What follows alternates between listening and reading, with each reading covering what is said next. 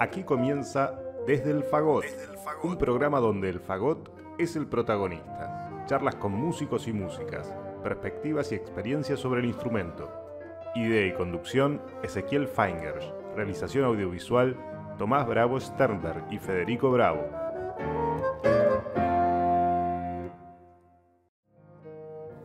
Hola, ¿qué tal? ¿Cómo están? En el programa de hoy los invito a ver la primera parte de la entrevista realizada al destacado fagotista argentino Andrés Escarbún, quien es en la actualidad contrafagot solista de la Orquesta Estable del Teatro Argentino de La Plata y profesor de fagot en la Facultad de Música de la Universidad Nacional de Rosario.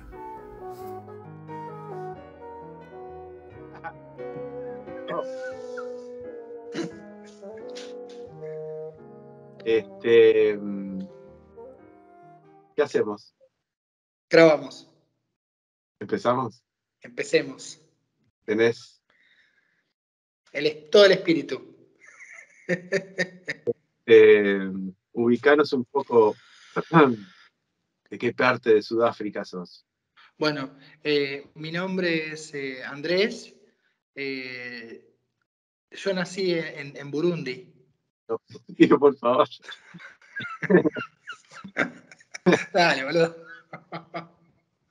¿Cómo es? ¿Dónde naciste? ¿Cuándo naciste? Bueno, yo nací en Buenos Aires, Villa Crespo. Me crié en el hermoso barrio de Villa Crespo. Fui al Club Atlanta. Y bueno, y todas esas cosas lindas de la infancia del barrio. Eso. ¿Y cómo es tu vida en la infancia con respecto a la música? ¿Cuándo llegó a la música? Yo no pude zafar porque... No, bueno, mi mamá en un momento dejó de hacerlo, pero toda mi infancia tocó el piano. Era pianista. Entonces, yo intentaba encontrar la forma de atravesar la casa sin interrumpir las clases de ella, ¿viste? No era fácil, pero bueno, soy un poco la víctima de las sonatas de Scarlatti, Beethoven, el Diabelli. Entonces, música hubo siempre. Y mi viejo también, era muy musical, cantaba muy bien. Eso yo no lo heredé. Y había tocado mucho tiempo la flauta. Sí. ¿Pero de qué edad estamos hablando? Y eso habrá sido en los años 60. Creo que a él se le complicó la cosa cuando llegué yo. Mira, él estudió con Gianelli, imagínate. Ah, mira. Sí, sí. Así que, bueno, sí, música hubo siempre. Bueno, vos después también con la flauta, ¿no? Yo he tocado flauta, sí. No lo hice mal, yo. Pero... ¿Cómo llegas? ¿A través de tu papá la flauta? ¿Cómo es? Claro, en realidad a mí me gustaba, yo era un chico raro y la verdad que me gustaba el fagot. Me gustó siempre el fagot. Pero un fagot era más raro que yo. Así que no sé, era imposible de encontrar, ¿viste? Era algo totalmente inaccesible. Y yo durante toda la infancia jugué, de haber tenido un poco más de pelota de fútbol y menos flauta, hubiera estado diferente, hubiera sido mi historia. Pero lamentablemente fue eso, ¿no? Jugué siempre con instrumentos musicales que mi vieja proveía. Entonces eran los crótalos, las flautitas. Me gustaba la música antigua, de muy chiquitito. Era un chico raro.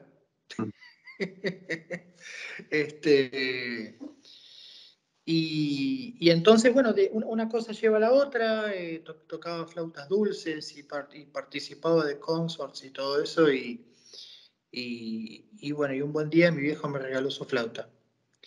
Y como era bastante habilidoso, le saqué sonido y empecé a estudiar, y bueno, estudié con Gabriel Sorín, pobrecito, y después con Patricia Dadal. Tuve maestros que yo después me encontré tocando junto a ellos, pero ya con el fagot. ¿Y fue particular que tuviste clases con ellos? O... Sí, siempre, siempre. Yo conservatorio hice recién, la historia del conservatorio llegó a mí recién cuando me fui a vivir afuera. Ah, mira, acá es Sí, particular y siempre la flauta. sí. ¿Hasta qué año? Yo para editar todo esto y borrarlo, ¿viste? Porque Y eso fue, claro, sí, para el favor. claro. Borrá toda la parte flautística, por favor. La flauta. Y en un momento combinaba ambos, ¿viste? Pero eso ya fue como a los 20 años. Entonces tenía fagot como segundo instrumento y después se tornó el primer instrumento y dejé la flauta. Pero pará, pero acá ya estabas con el fagot. No, Igual. no, no, no, no, muy poquitito, muy poco y no, no, no, no, no, no. Y con la flauta igual llegaste, yo me acuerdo, me contaste muchas veces, llegaste a tocar en orquestas y todo, ¿no? Sí, yo hice, lo que pasa es que esta cuestión de, había hecho música antigua y la música antigua, o sea, había tomado el camino inverso, ¿no? Empecé estudiando música antigua y terminé haciendo un examen final tocando con instrumentos románticos y afinaciones extrañas, 438, Mirá, música de Böhm y música romántica. Entonces sí, había tocado en orquestas de, con instrumentos originales y mirá, hasta sinfonías de Schubert, Mendelssohn. mirá. Sí, o sea, un clásico bastante tardío, eh, romántico temprano, ¿no? ¿Y por qué decidís eh, irte afuera? O sea, ¿con quién estudiabas acá en el momento ese? Eh, Mira, yo la decisión de irme afuera creo que va un poquito más allá de inclusive la música, ¿no? Yo quería hacer la experiencia propia de ser algo así como la generación que retorna a Europa. Y quizás suena un poco, eh, sí, un poco romántica la idea en su concepción, pero yo era muy joven y la verdad que quería hacer eso y bueno, viste y ver qué onda, entre comillas, cómo me iría yendo. Entonces, bueno, sí, no podía hacer demasiados planes, porque el primer año sobre todo fue muy difícil, sí. Pero bueno, después uno se va estabilizando Y y tuviste el apoyo de tu familia, imagino, pero de tu maestra. sí, mucho. Sí, en aquel momento sí, y qué sé yo, en lo familiar nunca, es una experiencia a nivel familiar, creo que ahora que soy padre, la verdad que no sé cómo, cómo me iría el día que mi hija o mi hijo me diga me voy a estudiar afuera. Eh, Debe ser fuerte, lo pienso ahora como padre, ¿no? Y sí, yo me acuerdo, bueno, es una anécdota larga, pero yo pensaba irme un día, yo pensaba volar pensaba volar un domingo. Mi vieja estaba mentalizada para que yo me fuese el domingo. Por una cuestión de cambio de vuelos y todo, el mismo lunes me entero que al día siguiente me voy. Entonces cuando mi mamá llega del trabajo, le digo, mira mamá, me voy mañana. Y yo me acuerdo cómo empezó a tartamudear. Pero ¿cómo? Sí. Claro, sí. ¿Qué Entonces, edad bueno, tenías? no, nunca. Y ahí 20. Terminaste el cole y al ratito te fuiste. Y sí, Y, sí.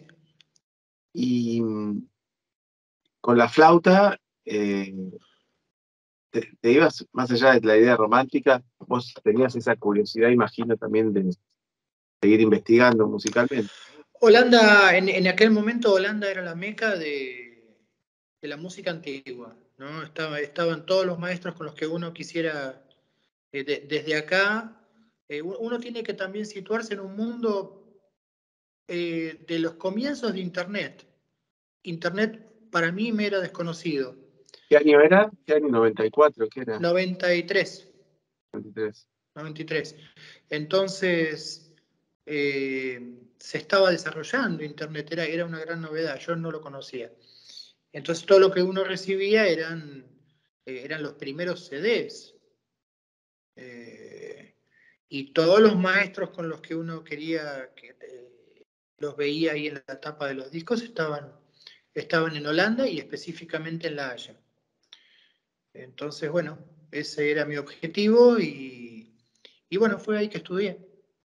Así de simple, no fue a otro lugar que mandaste por las dudas ni nada. Vos te querías ir ahí. No, yo quería estudiar ahí y sí, no me acuerdo en qué mes llegué, pero tuve que esperar algunos meses para hacer el examen de ingreso. ¿Y te fuiste con beca? ¿Cómo es eso? No, ninguna beca. No, esta es la historia de... No, yo me fui a ver que tenía algunos ahorros, mi mamá me ayudaba, pero en la medida de sus posibilidades, que no eran muchas, hasta que después se agotaron. Y tenía un pasaje abierto por un año. Y no tenía beca. No. Entonces yo trabajé, hice de todo para poder estudiar. No, la verdad, no lo sufrí en absoluto y siempre como que me retribuía mucho hacer esa vida, ese primer año, ¿no? ¿Y llegaste a Después, ese primer año a estudiar con las personas que querías? ¿O sí, yo estudié música antigua con todos esos maestros, con Wilbert Hasselset, que era un maestro sensacional. Y después tomé el fagot como segundo instrumento. Y ya en La Haya, y bueno, después en Amsterdam, y después seguí con el fagot.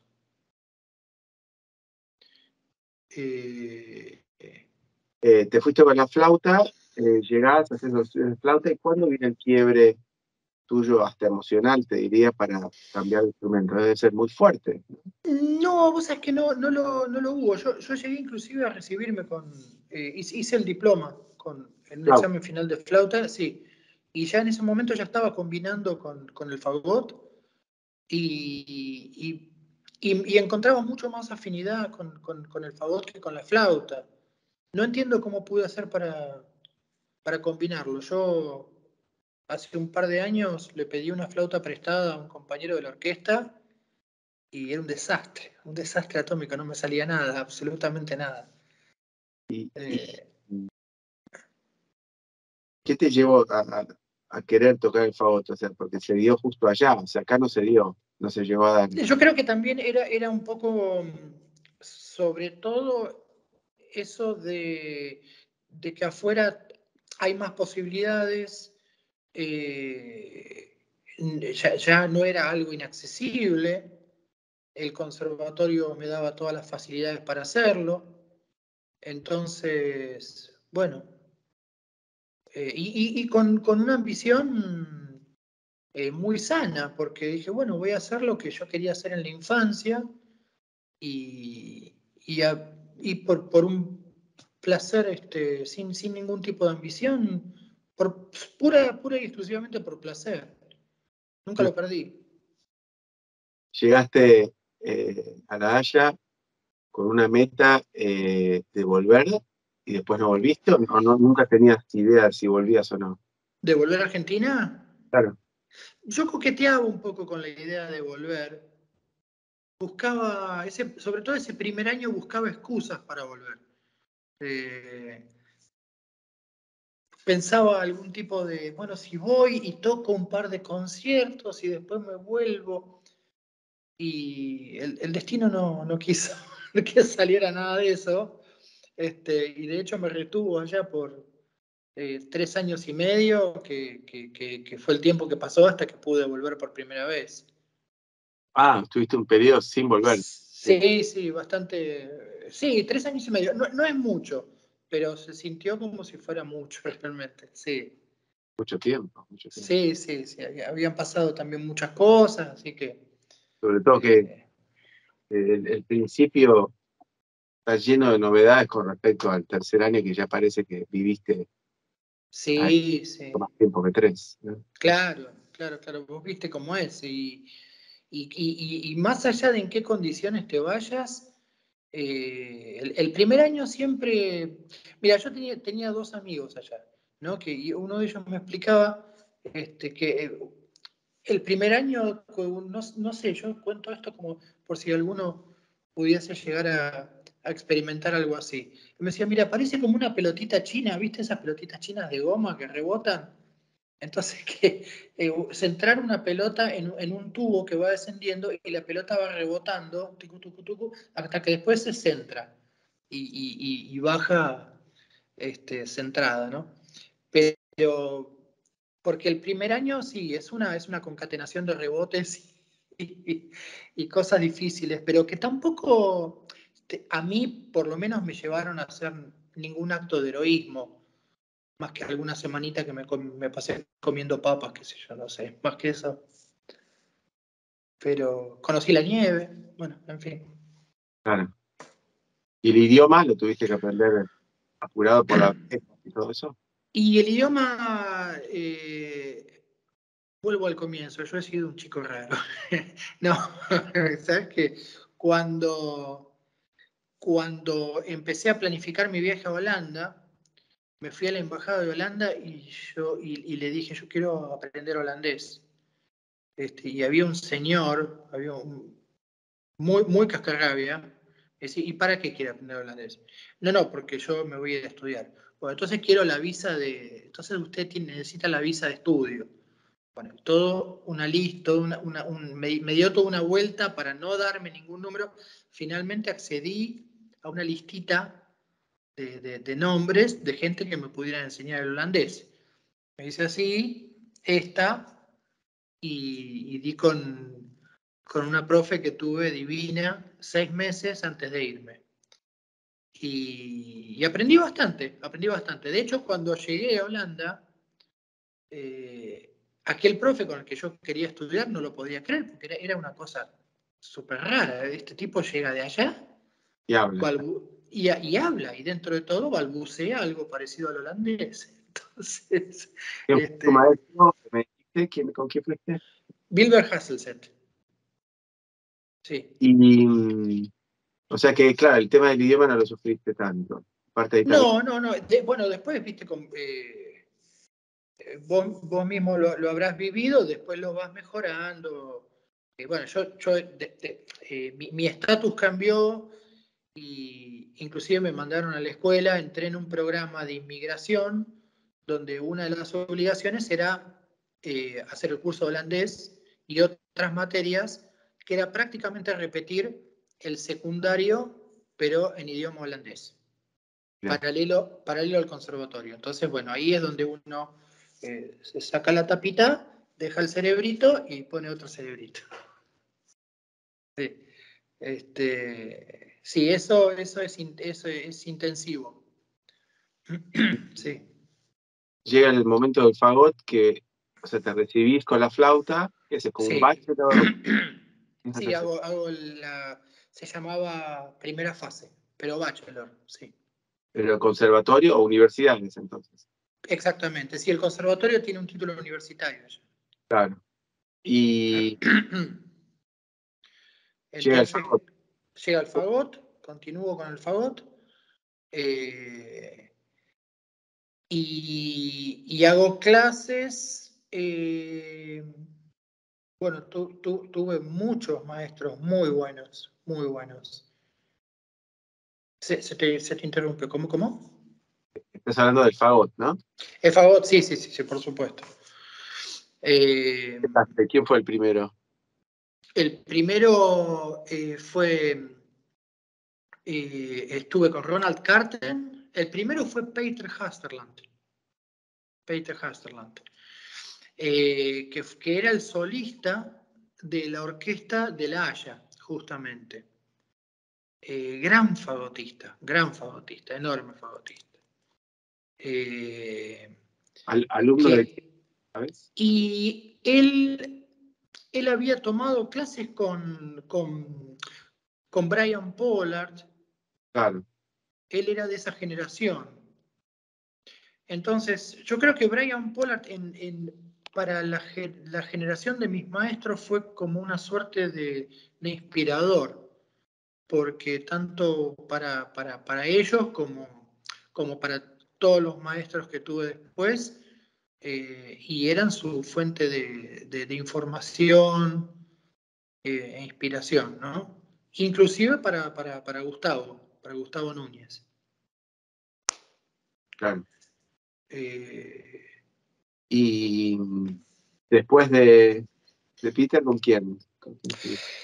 Después hice el bachelor en Amsterdam, lo hice con Ronald Carten y Jos de Lange.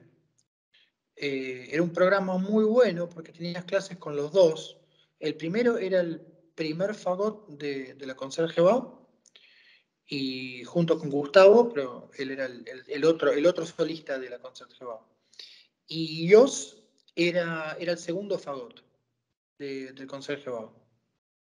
Entonces, ya estando en Amsterdam, tenías más contacto indirectamente con la orquesta y con toda esa escuela de la orquesta, ¿no? Y ahí fue donde yo hice la tesis de la que hemos hablado alguna vez. Y ahora vamos a volver a hablar de eso. Pero entonces, ¿picoteaste en forma privada con Pollard? No, nunca lo hice en forma privada. Brian vino muchas veces a dar clases a Amsterdam, muchísimo. Venía mucho, era espectacular, realmente cada vez que venía era sensacional. Sí. Y venía varias veces por año. Sí. Yo creo que te conté que soy muy, pero muy amigo del quien era el sobrino de Brian, que es fagotista, increíble, Mark Pollard se llama. Sí. Creo que lo hablamos ya. Sí, exactamente. Hablaba, exacto. de hecho, sin haberlo conocido, pero me hablaba tanto que tengo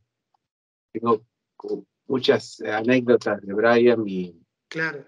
Pareciera como que hay también una cuestión sonora a través de Mark, de mi amigo. Él era así como sonaba en la orquesta, era increíble realmente. Tenía un sonido y una forma, era tan pedagógico, tan poético, era tan claro también, tan accesible, no podías no entenderlo, realmente.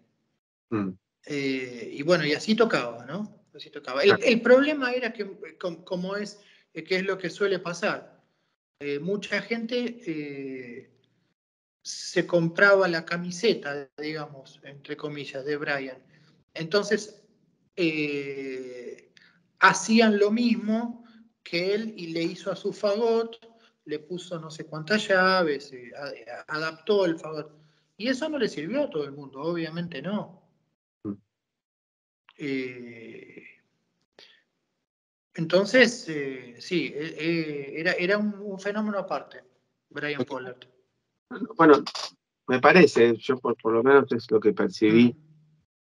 Dependía también con quién estudiabas acá, pero había un consenso que conocía a Bernard Garfield, ponerle acá como Claro, sí, a través de Chiambaretta, y también por la llegada de la Orquesta de Filadelfia, el quinteto. claro. A través de Bernard Garfield se conoció a Schoenbach, el antecesor en El Filadelfia. antecesor, sí, sí, sí. Llegó Tuneman y Turkovic por los CDs, Claro.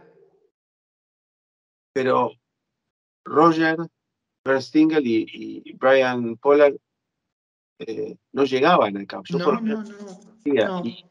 y fueron íconos, pero así, unas pirámides, pero Sí, sí, sí, por supuesto. fuera del fagot para todo lo que acabo de hablar previo. Entonces, Sí, sí, exacto, exacto. es increíble. Sí, sí, sí. Sí, sí, absolutamente. Lo que pasa es que para descubrir a Brian Pollard había que, como no hay muchas grabaciones, no sé, tengo miedo de estar diciendo una burrada porque Hay, yo no con hay algo. grabaciones solistas, ¿no? De No, Brian. solistas no conozco, pero de cámara hay. No, muchísimas. De hecho, el quinteto Danzig, que fue, viste, una cosa impresionante, estaba con él, y el trabajo que el tipo hace en la orquesta, eso es lo realmente impresionante. Impresionante. Sí. Porque yo creo que nadie pudo reproducir lo que, Y lo era que él inglés, hacía. era un Era inglés, inglés, era pero muy inglés, muy inglés. muy inglés, por eso te digo, igual que Sí, Rock, sí, eran sí, ingleses sí, sí, que totalmente. terminaron, viste, contagiando después a gente que no dirías. Igual Claro, que a claro, ellos. claro. Sí, sí, sí. A la propia Kim Las, Popper, o sea, es una locura. Una sí, locura. sí. Sí, como ¿Qué te las. acuerdas de las clases de fagot? Contá algo, así, algunas anécdotas, sobre todo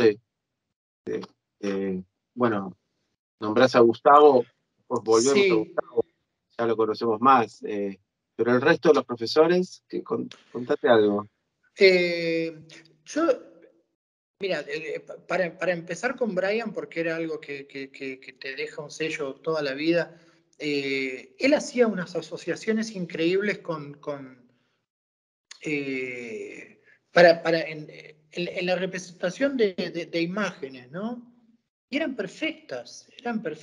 O sea, cuando él hablaba del ataque, ni siquiera decía la palabra ataque, cuando él habla del sonido, de cómo el sonido se abría, cosas que hoy por hoy a uno mismo como docente le cuestan transmitir. Él lo hacía tan fácilmente, ¿no? Con imágenes, eh, y se escuchaba, además se escuchaba. Eh, Ronald era una persona bastante, a ver, sí, él era metódico. Yo creo que Ronald estaba bastante apagado en el momento que yo lo conocí, ¿no? Que yo lo vi.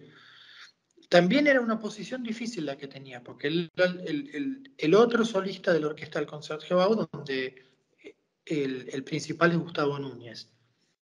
Eh, entonces, o uno estudiaba acá o uno estudiaba allá, pero no se establecía ningún tipo de competencia realmente. Ayúdame un poquito en las preguntas. Y yo, Que estaba esperando que ¿cómo es? Que termines, pero mientras pensaba, para todo esto, mientras vos hablas, yo no tengo idea de lo que decís, estoy pensando en la entrevista de mañana, pero perfecto. imagino que seguís hablando de tu periodo de la flauta, así que está bien. Sí, sí, no, de la quena inca. No, lo que estaba pensando era, a mí me comentaron muchas anécdotas de Brian Pollard, Mm, en diferentes estadios, porque me las comentó Carlo Colombo sí, mucho tiempo atrás, claro. mi sobrino, obviamente, que estudió con él, mi Ujú. sobrino. el sobrino de él, mi amigo. Sí. Bueno, y vos lo viste relativamente después que todo Sí, ¿no? ya era un hombre, ya Era estaba mayor, viejito. ya no estaba en la Sí. orquesta, por lo que contabas. No, ya hace mucho que no estaba en la orquesta, claro. Y era como una exigencia, pero a su vez positiva, creo, no sé. Sí, totalmente. Quédate escuchando desde el fagot.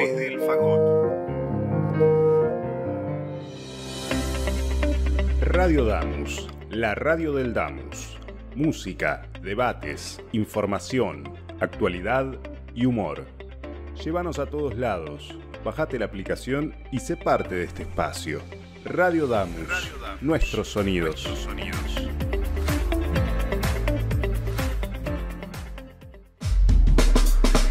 Programación 2022. Tardes contemporáneas. Órgano en Baires. Entre teclas. Voces que escuchan. Cámara hoy. Barroco de dos mundos. Paredes pintadas. Mujeres de la música. Espacio jazz. Músicas cruzadas. Desde el fagot. Todo es música. Y los estrenos de Por la huella de las cuerdas, un programa dedicado a la guitarra. Dígame licenciade, un programa de graduados y graduadas. Radio Damus, nuestros sonidos.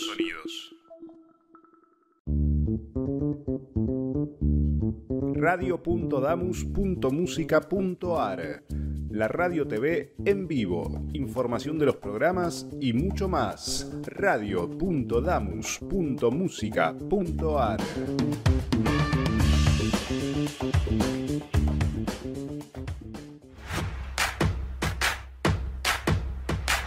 ¿Querés difundir tu empresa, negocio o actividades? Escribinos a radiodamus@gmail.com. Ofrecemos planes a medida y a precios accesibles. Radio Damus. Sonamos cerca.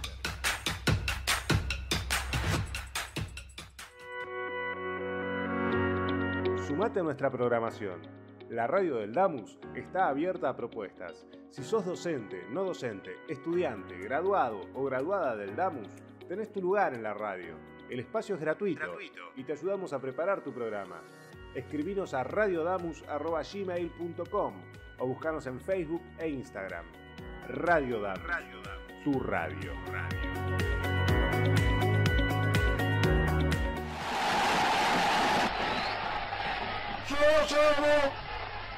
Llevo en mis oídos la más maravillosa música, que para mí es la que pasan en Radio Damus.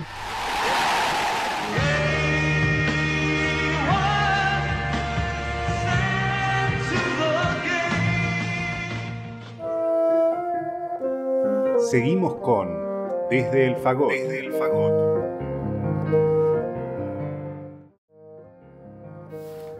Seguimos viendo entonces la entrevista realizada al fagotista argentino Andrés Escarbún.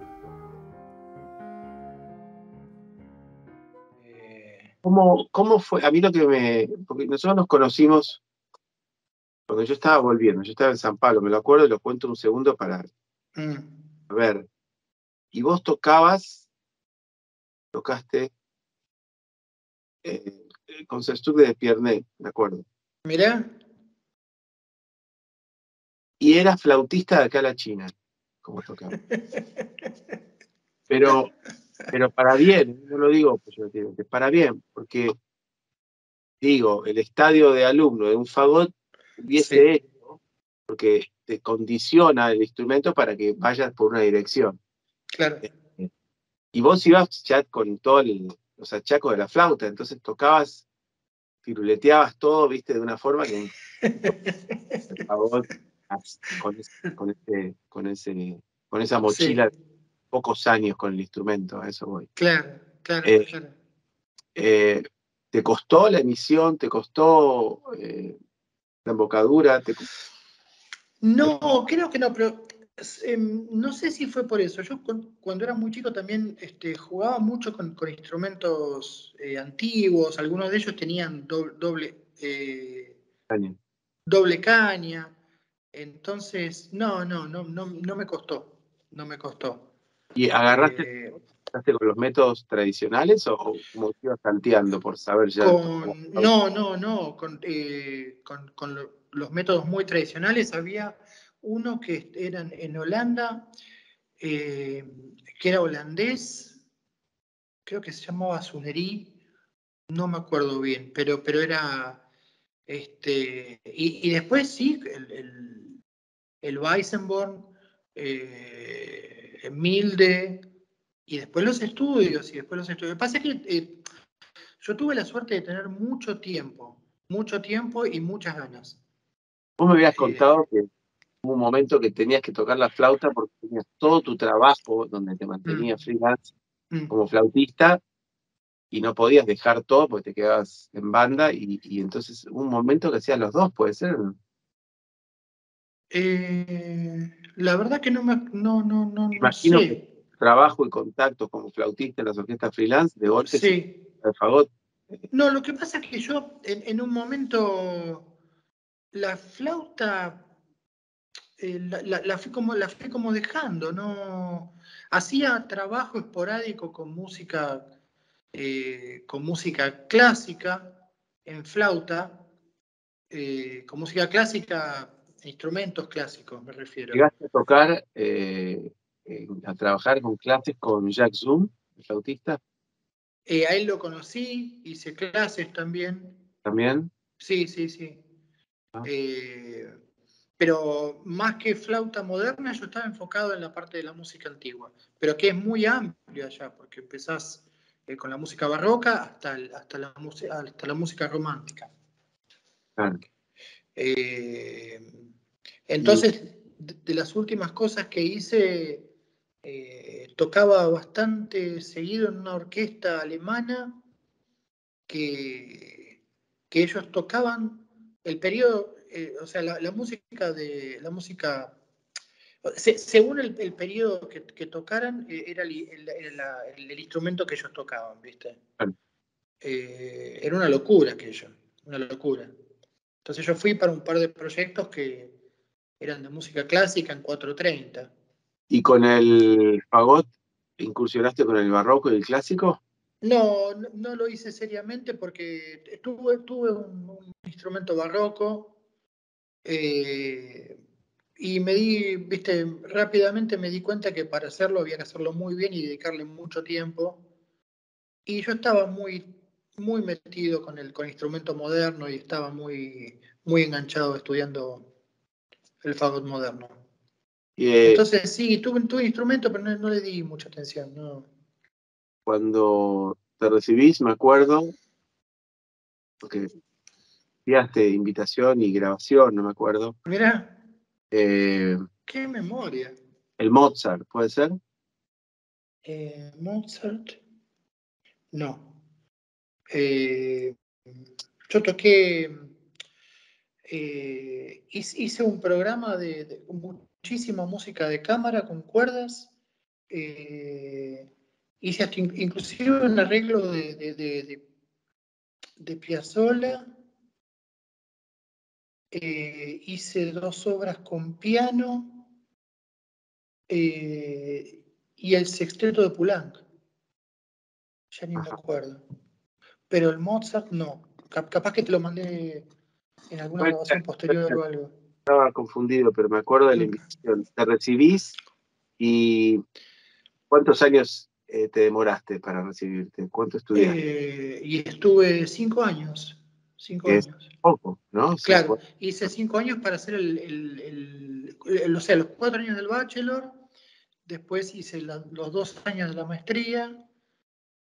Y ahí me fui a estudiar con Gustavo. Ahí cambiaste de maestro. Claro, exacto. Y después de ahí decidís irte a estudiar con Gustavo. Y ahí me voy a estudiar con Gustavo, exactamente. ¿Y cómo llega ese vínculo? Interrumpo todo.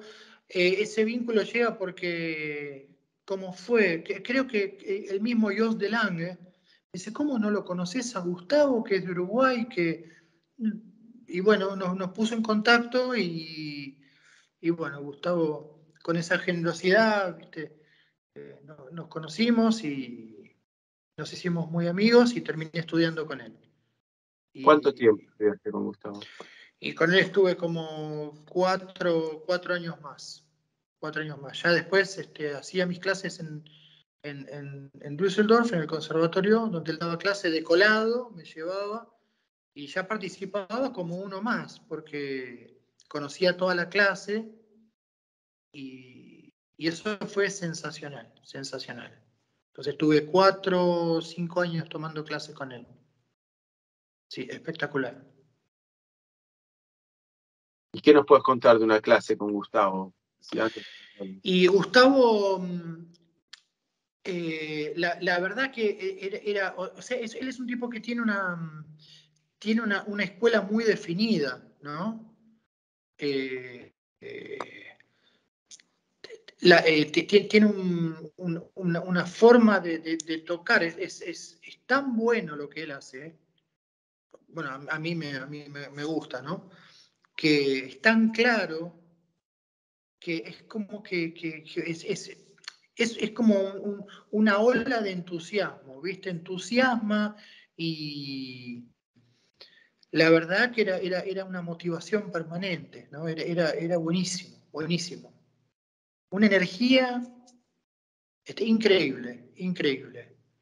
Y todos los profesores que nombraste hasta ahora le dedicaron mucho a los extractos orquestales, a los solos, a los tutis, obras. Mirá, de eso yo te puedo contar. En el Conservatorio de Ámsterdam, en un momento no se hacía, fue mi idea, inclusive yo lo propuse, creo que hasta ahora se sigue haciendo y le buscaron una forma más, le dieron hasta una estructura más formal, pero yo fui con la propuesta de hacer simulacro de concursos. Y ahí empezamos con el estudio más sistemático de los solos, bueno, a recrear una situación de concurso, inclusive lo habíamos hecho con un biombo. Teníamos todas las facilidades para hacerlo, así que eso fue genial. Entonces sí, eso fue, y los años, estuve los 4 años. El resto de esos años se le dio mucha importancia a los extractos orquestales y lo que era forjar el laburo, en definitiva, Claro. la experiencia. Al margen de eso teníamos práctica de orquesta, ¿no? Claro, estudiar lo que supuestamente pretendés hacer después en tu profesión. Y sí. Lo que pasa es que, como siempre lo había dicho Gustavo también, los conciertos son espectaculares, el Hummel, el Weber, todo, pero la verdad es que lo que uno tiene que realmente conocer son las partes de orquesta, el Mozart, los conciertos más pedidos en las situaciones de concurso. Claro. Y es así. ¿Y terminaste con Gustavo algún diploma? ¿Cómo fue? No, yo terminé con él cuando ya muy poco tiempo antes de volver a Argentina. O sea, tu estudio con él no era académico, sino eran clases. No, estuve ahí aprovechando toda la estructura de... ¿Quién fue el último profesor de fagot que tuviste? Y él fue el último maestro de fagot, sí. Y creo que del que más aproveché. Mira. Sí, realmente. Y llegaste a... o sea, tu idea ahí en toda esa nebulosa, ¿no? De curiosidad y de nuevas propuestas musicales y mecánicas, técnicas, pedagógicas. ¿Era quedarte en algún momento ahí o siempre era esperando a que se abra algo en Sudamérica, en Argentina? Yo estaba bastante bien. De hecho, había empezado a trabajar como fagotista freelance y tenía bastante laburo, tenía siempre trabajo. Había laburo. Sí, por supuesto, por supuesto. Entonces, Los concursos. hice algunos concursos, inclusive viajé para hacer algunos concursos también. En algunos me fue mejor que otros, pero era difícil acceder a un puesto estable, también por el tema de la edad, o no sé, pero era muy difícil realmente. Claro. Entonces, viste, éramos como una generación intermedia que nos iba bien y quedábamos ahí en las semifinales, las finales, pero estábamos intentando un concurso tras otro. ¿Dónde los hacías? ¿En Holanda y Alemania o te ibas a... En Holanda hice varios, hice algunos en Suecia, inclusive que me interesaba. En Alemania también. En Bélgica hice uno. Sí, lo que me acuerdo, ¿no? Mirá. Y bueno, de ahí después quedabas en una suerte de lista y te podían llamar, ¿o no? De acuerdo a Los cómo te había preparabas ido. perdóname que te interrumpo, pero ¿los ¿Cómo preparabas, no? Gustavo? Los preparaba con Gustavo, sí. Sí, porque ya eso era en los ¿Cómo era últimos esa preparación años. con Gustavo? Y era bastante, era exigente, era muy exigente y realmente después en la situación del concurso te dabas cuenta de que era la escuela que se estaba buscando, ¿no? Bueno, él conocía perfectamente de lo que estaba hablando, pero también sabía transmitir eso de lo que estaba hablando. Claro. Y también me dejó cosas muy claras.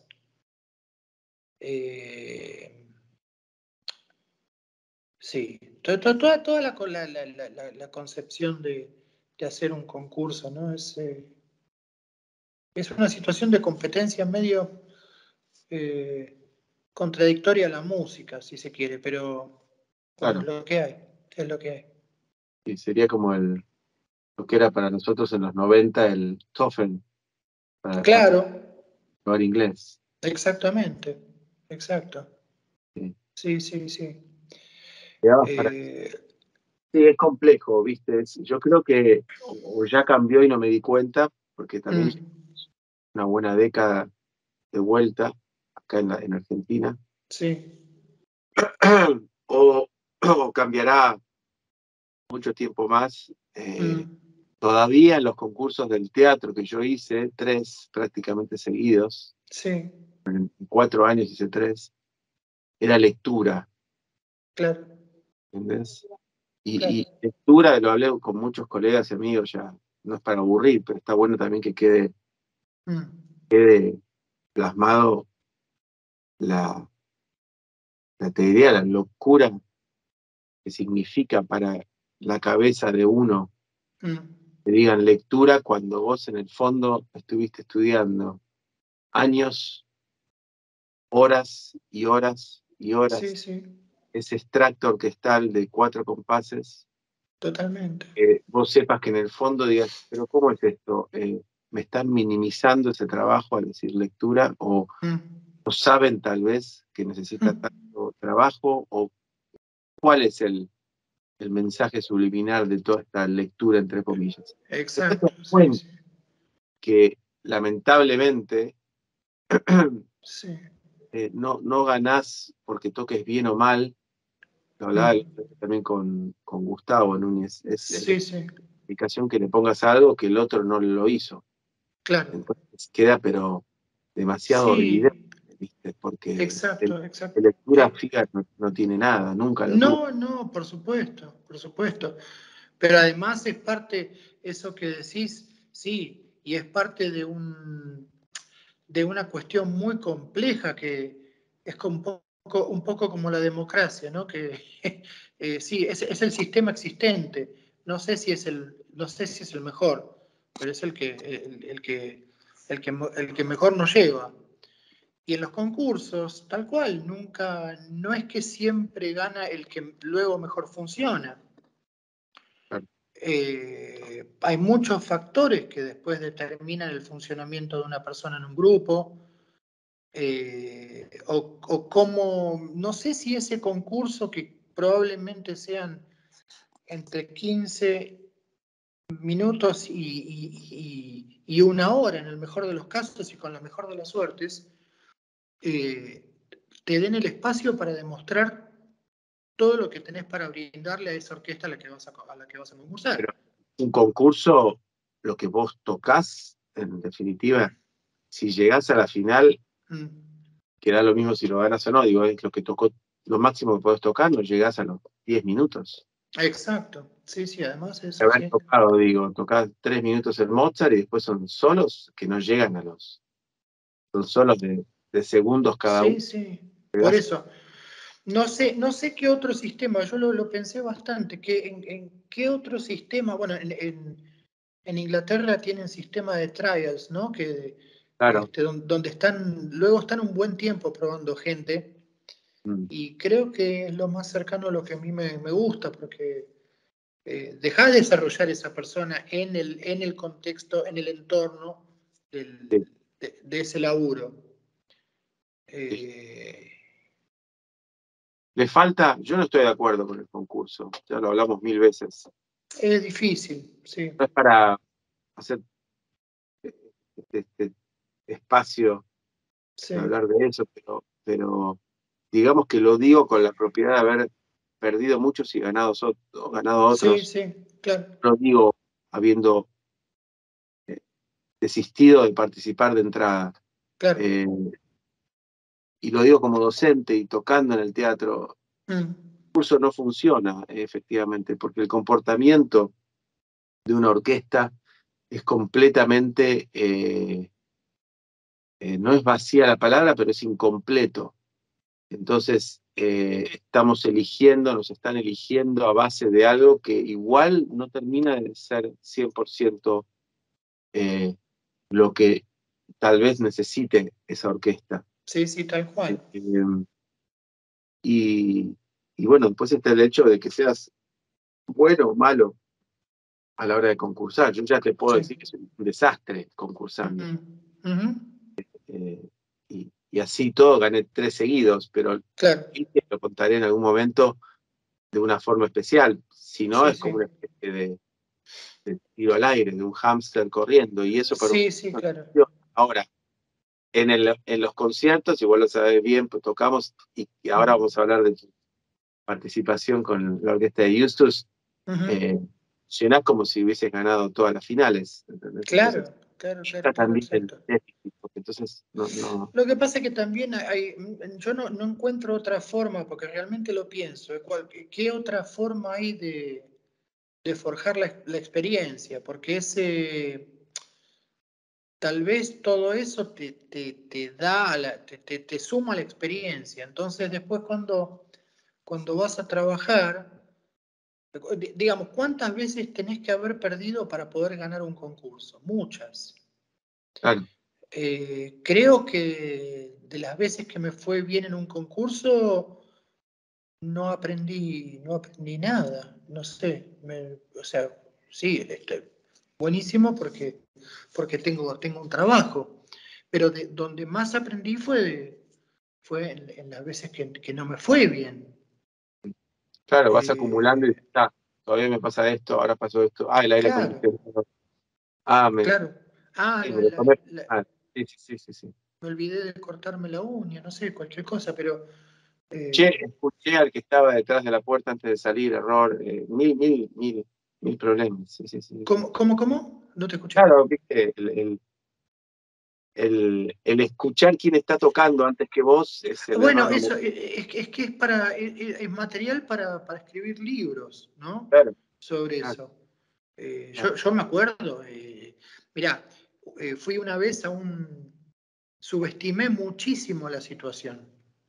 Me fue bastante bien, pero subestimé mucho la situación. Era un pueblo que estaba, una ciudad, luego vi que no era ningún pueblito, era una ciudad. pero estaba a 80 kilómetros de Estocolmo, al norte de Estocolmo. Dije, ¿quién va a ir acá? Acá no va nadie, esto es mío, me lo como crudo. Para empezar, todo en Suecia empieza más temprano y sobre todo en esa época del año, porque a las 3 de la noche ya tenés el sol acá. Y eso es lo que me pasó. Yo estuve en un hotel, me olvidé de cerrar la cortina. A las 4 de la mañana estaba con el sol en la cara, ya era impresionante. Y el concurso empezaba a 7:30. 7:30. Y entonces entré en una sala donde nos encontrábamos todos y había como un corredor. En cada cuartito había un fagotista preparándolos, calentando un poco. Y yo me encontré caminando por ese corredor. Y era un infierno. Mozart de un lado, Mozart del otro, y yo cada vez más chiquitito. Cuando llegué a mi cuarto ya no sabía qué hacer. Pero sí, es muy compleja la historia de los concursos. Creo que no debería ser así. Lo más complejo para cerrar una idea, porque es para que alguien lo tiene que mejorar, si son nuestros nietos que lo mejoren. De hecho, se vive modificando ciertas pautas, no es que estamos hablando de un concurso que es igual desde hace 100 años, pero claro. Lo loco es que todo esto está hecho y pactado por propios músicos, como vos, como yo, algunos que no hicieron nada, por suerte, porque a mí me hubiese encantado que me regalen todos los puestos, sí. Porque sabía que los podía hacer, no porque quiero que me regalen algo que claro. me siento incompetente. Pero eso es lo que me llama la atención. Es como si quieren que, bueno, si yo tuve que hacer eso, ahora voy a poner concursos para que también pasen, porque si tienen que tocar al lado mío, tienen que pasar por ahí. Y esa rueda no se termina jamás. No. Y es complicado. Es que se tornó la forma tradicional de la admisión de un músico. No hay otra.